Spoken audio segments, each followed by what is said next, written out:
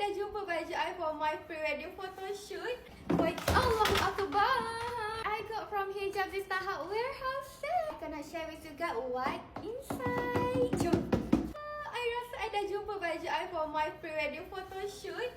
It's so pretty. Yang I pakai ni Mahra Army Green daripada harga 199. Guess what? Sekarang 129 sahaja. Minor defect, but korang tengok tak nampak cacat celah. I excited nak tunjuk lagi 3. Jom.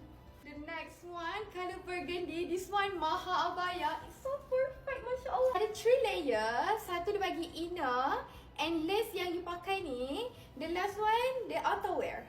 Maha Abaya minor defect daripada harga 239, sekarang harga dia 129 sahaja. The green dah ada color burgundy. Next, nak color apa? Jom. I feel like ayam pari-pari kecil nak selamatkan my princess.